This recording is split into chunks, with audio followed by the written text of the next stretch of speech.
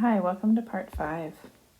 All right, at many high schools, in regular times, prom is an annual dance that only juniors and seniors can purchase tickets for. Student Council is wondering if juniors or seniors are more likely to attend prom. They take a random sample of 50 juniors and find out that 28 are planning on attending prom. I'm going to highlight that. That seems important. So, sample of 50 juniors. My stylus went to sleep. Okay. And 28 are planning on attending, okay? They take a random sample of 70 seniors and 45 are planning on attending. Construct and interpret a 95% confidence interval for the difference in proportions of juniors and seniors planning on attending prom. So this is going to be pretty similar to what we did, except for now we're looking at a difference of proportions, not just a single proportion. Okay, so first of all, question 1, I think we can do that. I want you to try to find just what's the proportion of juniors, what's the proportion of seniors, and then what's the difference. And when you're ready to go over those, hit play again. For that, we should have gotten 0.56, 0.64, and then when we subtract those, we get negative 0.08. And the direction here is important. So we were doing the juniors minus the seniors, so that's why we have a negative difference. All right, so I want to show you what the formula is here, because otherwise, how are you going to know what to do? Okay, so the standard deviation formula for the difference of two proportions is as follows. The first proportion times 1 minus the first proportion all over n for the first sample size of the first one, plus, and then same thing just for the second proportion and the second sample size. In order to be able to use this, we need to make sure that the 10% condition has been met. So I want you for number 3 to go ahead and try to show me, or not show me, but type out how it has been met, and then we can move on from there. Okay, so when you're ready, we can go over this. It's the 10% condition.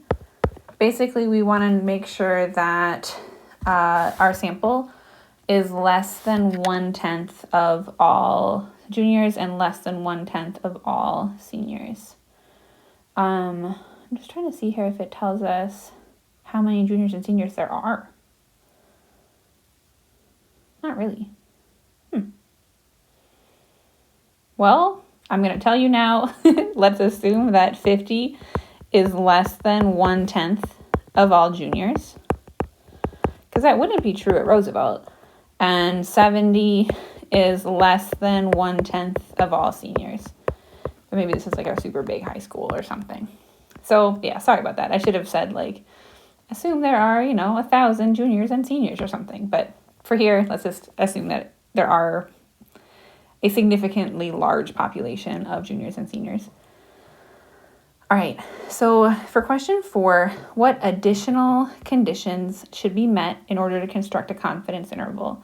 So we already checked our 10% condition. We also have to check for random samples and large counts. So I'll do random samples up here. Based in the problem, it does tell us random samples of juniors and random samples of seniors. So I'm just going to say for juniors, I'm going to give that a check, and seniors, give that a check as well. For large counts, we want to see, are there at least 10 successes and 10 failures for each population? So out of the juniors, let's check that first. So let's see, 0.56 of them, well, let's see, out of our sample, I'm just going to not even worry about the 0.56. We have 28 successes, people going to prom. That's greater than or equal to 10. Okay, and we had a sample of 50, so that means that we had 22 failures. And that's greater than or equal to 10. All right, for the seniors, we're going to check the same thing.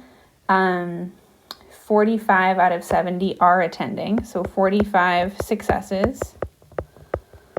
And that is greater than or equal to 10.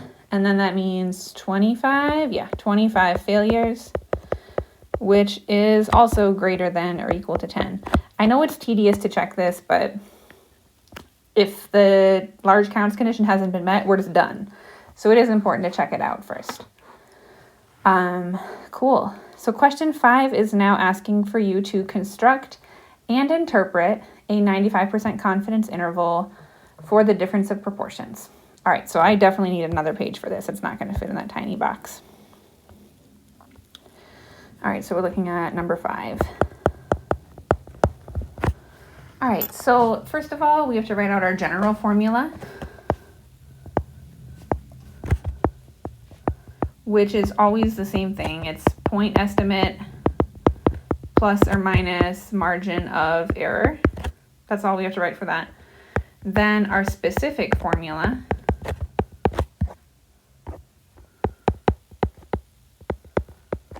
okay, and this I need to give you because we haven't done it yet for a difference.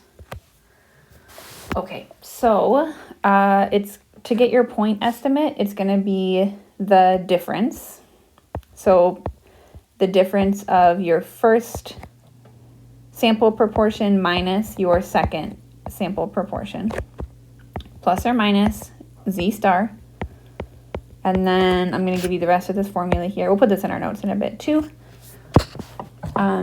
Let's see, P hat for the first sample, 1 minus P hat for the first sample, all over N for the first sample, plus, and this should look familiar, P2 times 1 minus P hat 2, all over sample size for 2. Now we have to start plugging stuff in. All right, so we already calculated this for our samples to be negative 0.08. We are doing a 95% confidence level, so that's going to be 1.96 for Z star. And then I'm just going to go ahead and plug everything else in here. So I've got 0.56 and 0.44 all over 50. That was my sample size for juniors. And then on the other side, 0.64 times 0.36 all over 70. So careful with that. That's a common mistake, is to not make sure that your sample sizes are lining up to the right population, or the right samples. So make sure that's accurate. Once we simplify all of that, this whole thing becomes 0.18. So I'm going to do this number minus this number. That gives me negative 0.26. And then I'm going to do this number plus this number, which is 0.1. Okay, so last thing here is we have to interpret it. We are 95% confident that the interval between negative 0.26 and 0.1 captures the true difference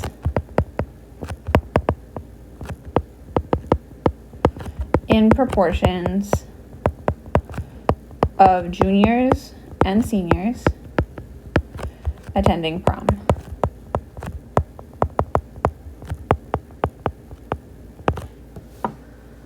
All right, so then question 6 is asking us to kind of look at this and see what this tells us. So does this interval indicate that there is a difference in the proportion of juniors and seniors? So I'm just going to write this down so I'm just going to write just that part down just so we can look at it. Okay, so think about it. If there was no difference, what if it was the same proportion, what would your difference be? And it would be 0, right? If the proportion of juniors and the proportion of seniors is the same and we subtract them, you're going to get 0. So what that means is that no, because the interval contains 0, and again, I'm just looking at this, and 0 would go within there. Because the interval contains 0, it's possible that there is no difference.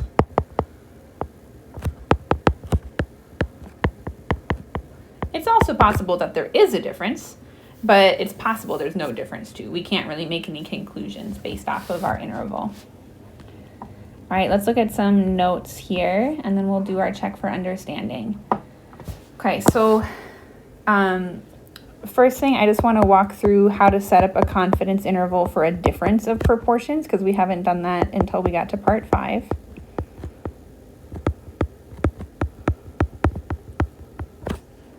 Okay, so it's still the same 4 steps. It's still going to be state, plan, do, and conclude. For state, we are looking here for the difference, the true difference in proportions.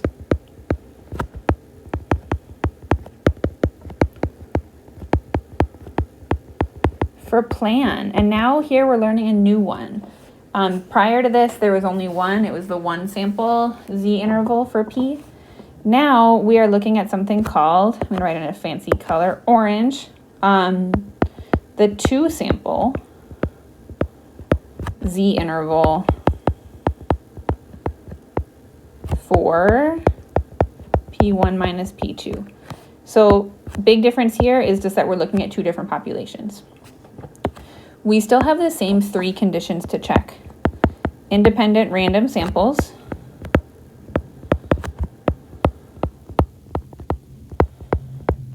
%% condition,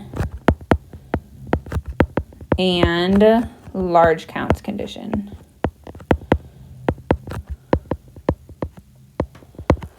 All right, for the do, so we have to write out our general, which is our point estimate plus or minus margin of error. And then what that looks like specifically is just what I gave you earlier in the classwork, but just to make sure it's here as well. We're going to subtract our 2 proportions from our samples to get our point estimate, and then add and subtract Z star. And then I don't need to say this as I'm writing it.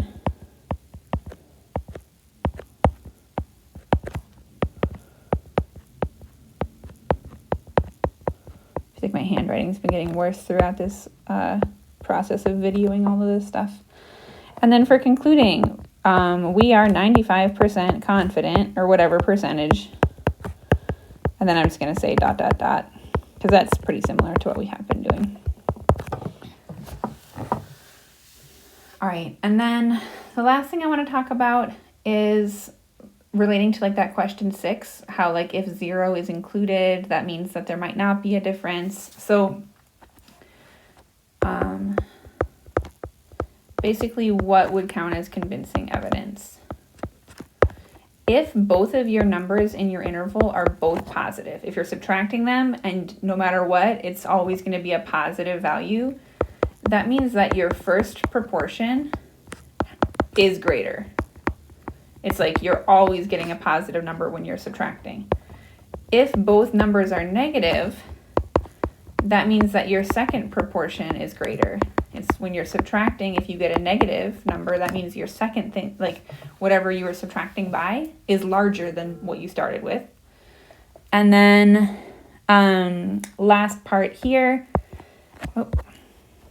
if you have a negative number and a positive number, and that's what we had, that means that there is no convincing evidence of a difference because 0 is included. If 0 is included, that just means it's possible, it's plausible for there to be no difference at all. All right, I would like for you to try the check for understanding. It's going through the 4 steps here, so stating, planning, doing, and concluding. Look back at the example, look at your notes, and then when you're ready, hit play and we can go through it. Okay, so the parameter here that we're looking for is the true difference of proportions of teachers and nurses. So I'm going to write this as P sub T minus P sub N, and explaining what that means. It's the true difference in the proportions of all teachers and nurses with a second job.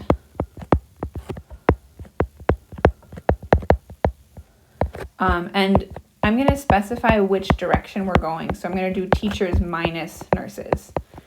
Honestly, you could go either way. The problem doesn't really tell you as long as you're consistent and you're clear about which direction you're going. Confidence level, it tells us 95%. All right, so for name of procedure, this is what we went over in notes. Was it in notes? Oh yeah. 2 sample Z interval for the difference of those 2 proportions. All right, checking conditions. So random, we have to check that both of them are random. So let's see what I'm seeing in the actual problem. I've got a random sample of teachers and a random sample of nurses. Great. So I'm just going to say random, and I'm going to put a check for teachers and for nurses just to show that we checked both of them. Okay, next up is the 10% condition, which we want to make sure that our samples are less than 10% of the total. So for teachers, 150 is our sample size. That is less than 1/10 of all teachers.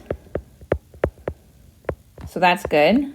And then for nurses, we have a sample of 100. Also, that's less than 1/10 of all nurses. And then the last one, the large counts, I'm going to do that up here. So for large counts, we're checking for at least 10 successes and at least 10 failures for both of the samples. So let's see. For the teachers, it was 48, had another job. That is greater than or equal to 10. And let's see if there's 150 total. That means 102 did not have a second job, which is also greater than or equal to 10. So that's good. Okay, for nurses, 21 of them had a second job, which is greater than or equal to 10. There's 100 total, so that means 79 didn't have another job, and that's also greater than or equal to 10.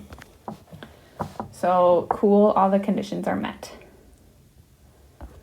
All right, so filling out this do section, the general formula is same, right? It's point estimate plus or minus margin of error.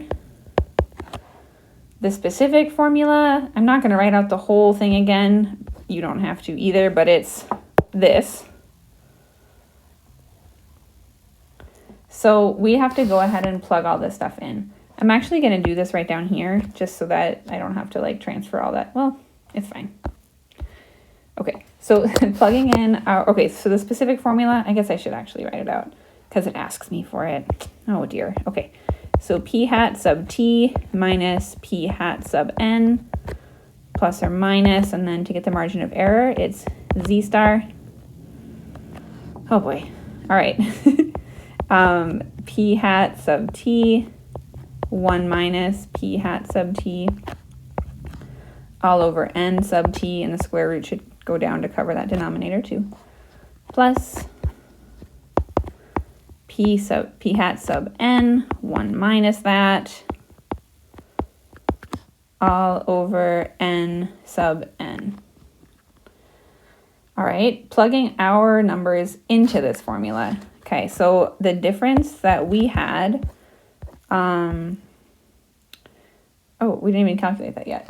Okay, so the proportion of teachers that have another job is, from our sample, is 0.32. The proportion of nurses that have another job on our sample is 0.21. So that means that the difference, and we're going in the direction of teachers minus nurses, is 0.11. Okay, so that's our point estimate, 0.11.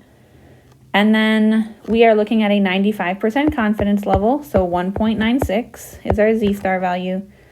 Plugging everything in, it's going to be 0.32 times 0.68 over 150, and that's for the teacher stuff. and then 0.21 and 0.79 all over 100 for the nurses. Simplifying this out, it would be 0.11 plus or minus, and then that whole square root is going to simplify to 0.109. So when I do that, here's my actual interval. It's going to be 0.001, comma, that's my lower bound, 0.219, that's my upper bound.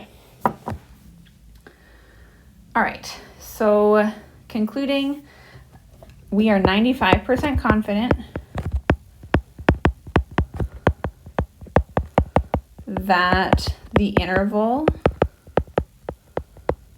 from 0.001 to 0.219 captures the true difference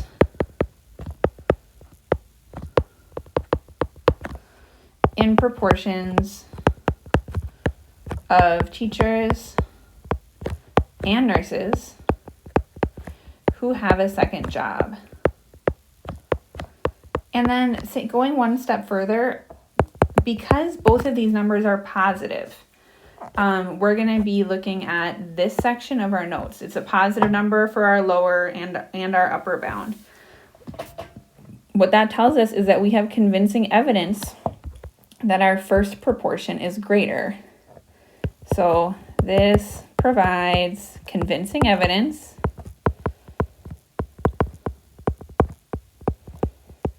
that more teachers have a second job than nurses.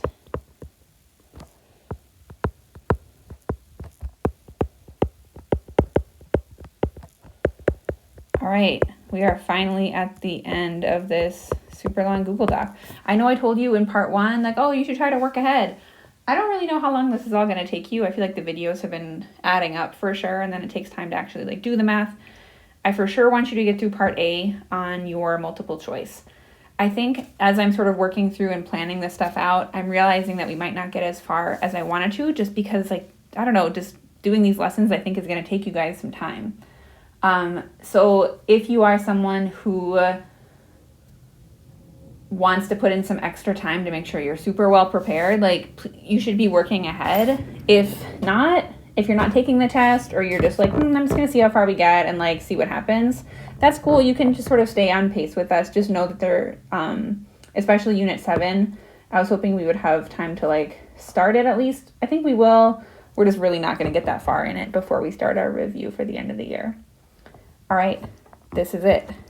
Make sure you're submitting your Google Docs so you can get credit for it.